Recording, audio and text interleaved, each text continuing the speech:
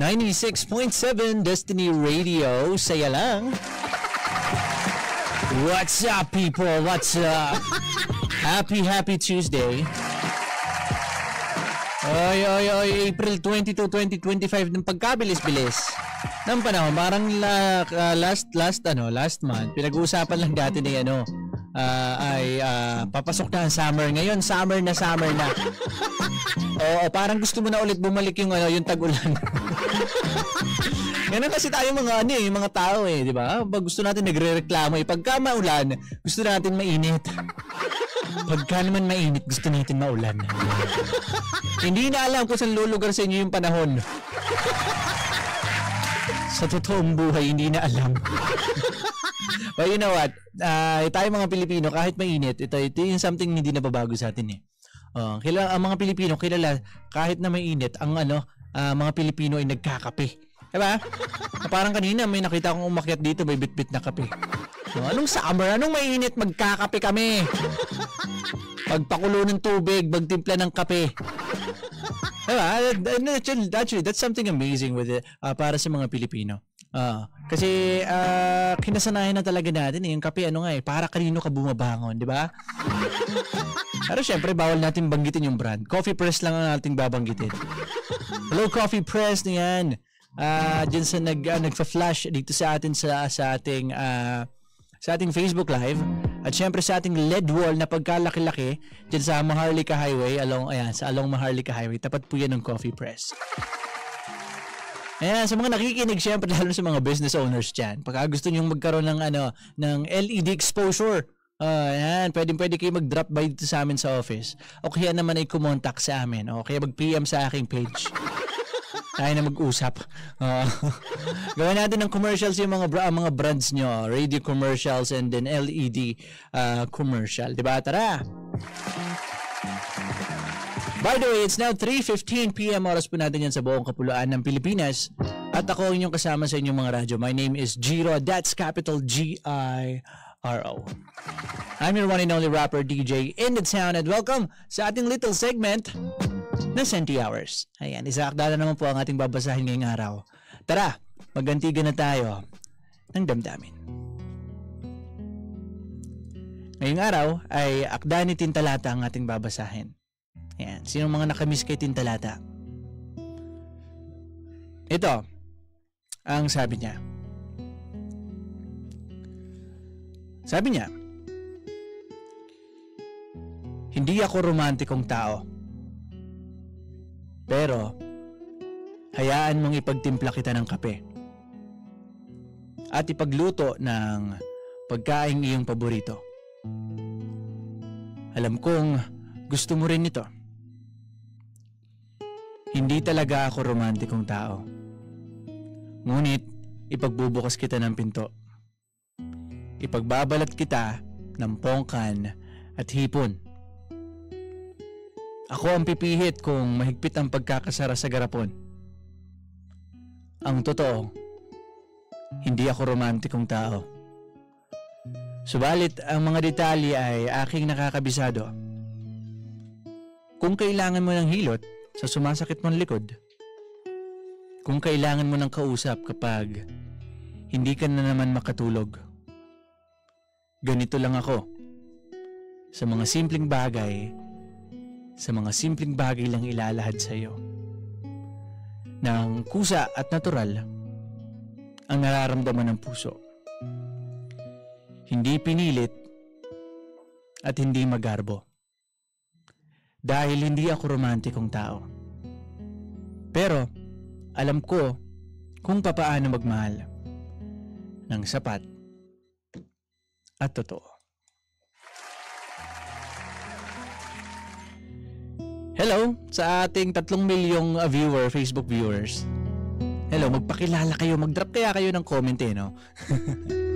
At tara, pag-usapan natin yung akdang binasa natin. Hindi daw siya romantikong tao. Pero, yan, sabi niya, ipagtitimpla ka daw niya ng kape. Yan, pagka nananakit ang likod, ipaghihilot ka niya o hihilutin ka niya. ipagbubukas ka niya ng garapon kapag mahigpit yung kapit nung takip dun sa garapon. Pagbubukas ka niya. Some people might actually not consider that as something sweet or romantic. But the truth is, yun yung mga napupunan ng mga partners natin eh. And you gotta trust me when I say that. It's really the little things that counts at tumatatak. Yung mga maliliit na bagay na yun, yung unang beses mo siyang pinagbuksan ng pintuan. Ayan, napunta kayo sa mall, kaya ay lalabas kayo ng bahay. Yung ipagbukas kanya ng pinto. Kaya naman sa sasakyan. Pagbubuksan mo siya ng pinto. Ayan, papasukin mo siya doon sa sasakyan. Those are something that it might be considered as little things. But those are the things that really counts. Hindi palagi yung kaysa dun sa mga palaging ang bungad ang atake is pupunuin ka ng magagandang salita, ng mga cheesy lines na for some nakakakilig. Pero does it really matter kung salungat naman dun sa actions niya yung mga sinasabi niya? He keeps on saying that I love you. He keeps on saying that I'll protect you. He keeps on saying that I'll always be there for you. But an ending is hanggang salita lang. Diba? So you have to choose. You have to choose between somebody who talks a lot, who gives you a lot of good words, diba? Lovely words. Pero hindi naman natutumbasan nung kanyang mga gawa, nung kanyang mga kilos. Or somebody that does not talk a lot, doesn't talk a lot. Tahimik lang to na tao, pero nararamdaman mo yung efforts niya. Yung pag-aalaga niya sa'yo nandun talaga. Diba? But here's another unconventional opinion.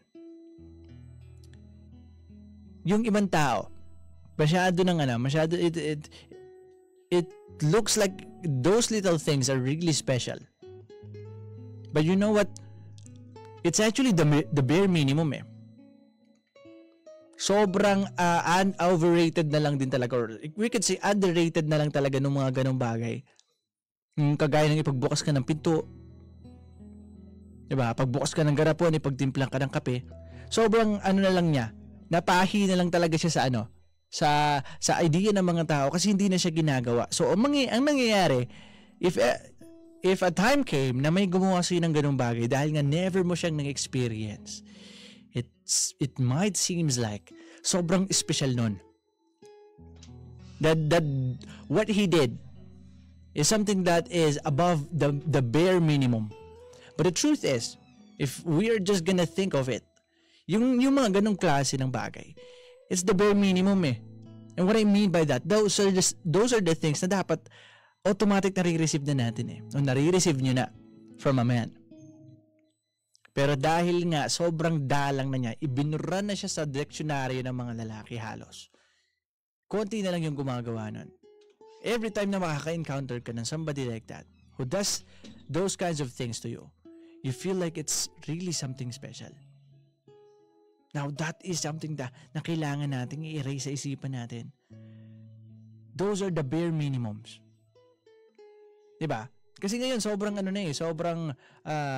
sobrang pangit na nung term na bare minimum. Na pagka yun ang na-receive mo, it means na hindi siya ganun kaseryoso sa'yo. Hindi talaga siya ganun nag-e-effort para sa'yo. But it needs to start with that eh. Diba? Those little things, na yun na nga, mas napupuna mo. It has to start with that bago siya mapunta sa ingrande. Kasi baka naman you have to ask yourself din baka naman hindi siya tumataas papunta dun sa above minimum. Kasi baka naman hindi mo nare-reciprocate. O baka nga naman wala siyang nare-receive na something like any appreciation. So ladies, you have to ask that to yourself din minsan. Hindi pwedeng receive lang kayo ng receive. Diba? There should be a moment where you give back. Diba? So, it takes two to tango. It really takes two to tango.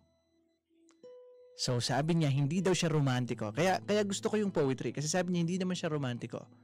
Pero kaya kanyang ipagtimpla ng kape. Maybe, just maybe, he's saying that because it's not really that romantic para sa kanya. It's his bare minimum. Yun yung natural niyang ginagawa. And when it comes to going above that bare minimum, doon na siya romantiko. Could be something like inilabas ka niya sa isang restaurant o ginala ka niya. 'Di ba? So we have to find somebody like that. And again, we have to remove the thinking na the bare minimum is something special. By the way, it's now 3:24 p.m. Kapipitik lang po ng orasan. Magandang tanghali once again. Kami po ang 96.7 Destiny Radio. Ako si Jiro, your one and only rapper DJ in the town, saying goodbye for today's episode. See you again tomorrow, people. Maraming salamat. Deuces. My life's been magic, seems fantastic. I used to have a hole in the wall with a mattress. Funny